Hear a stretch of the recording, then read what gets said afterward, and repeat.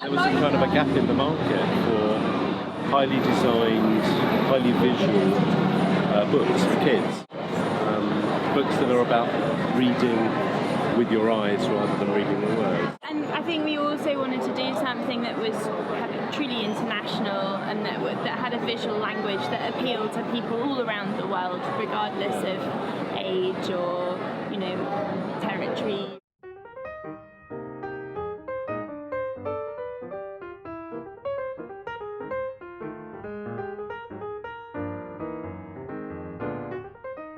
I saw Daniel and Ola's books about 18 months ago in Bologna. The word Mamoko means use your eyes, and for us a lot of the books on the imprint are about the idea of reading with your eyes and looking and telling stories rather than the stories being told to you. So we felt like that idea fitted so well with what we were doing.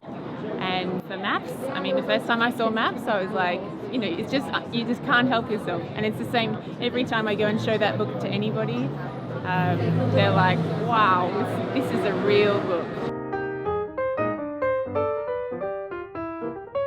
We like complex structures and things that are more involving than just the linear story. This is also the reason why our books became more and more complex in time.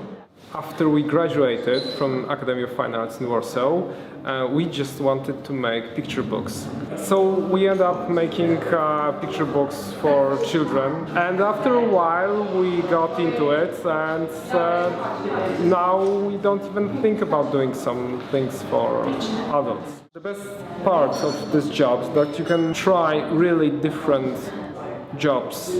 We are type designers, we write books, we illustrate books, we are programmers, we program our own games. All this really stimulates you. These jobs never get boring.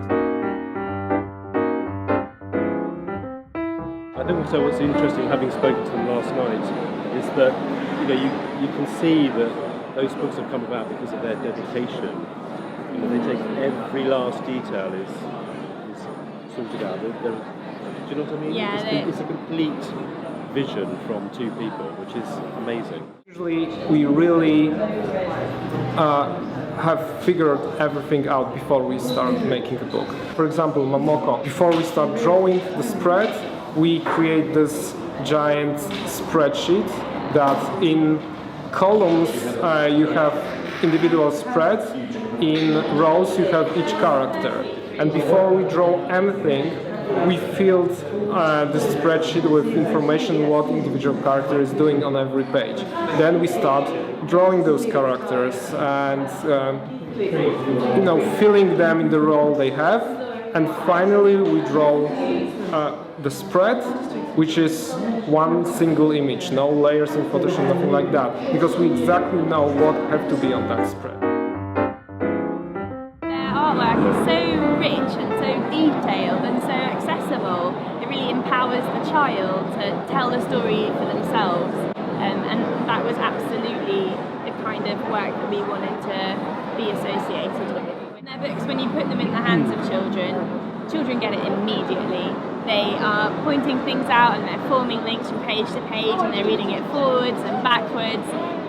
Spotting details that adults miss even. It's a really, I think it's going to be a very successful series. So much of the world becoming an on-screen culture.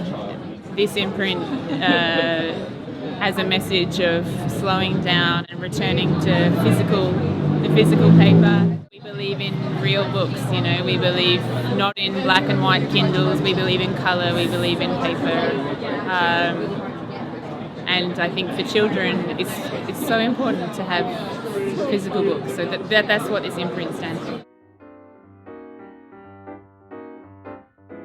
Certainly going to publish the next two Mamoko books, though. Yeah, We've got two more. The next one coming out is the Mamoko based in the future, and then we've got another Mamoko based in the past, in the time of dragons, and they're both fantastic. Particularly wanted to say a special thanks to Daniel and Ola for coming from Poland and drawing while I'm talking. And also to the Polish Cultural Institute and Magda and everyone there who really allowed this event to happen, to tonight, so can we give them a round of applause? Know that those books have some impact, that we're shaping the taste of next generations. But truly, we just love to make books. It's just day-to-day great job.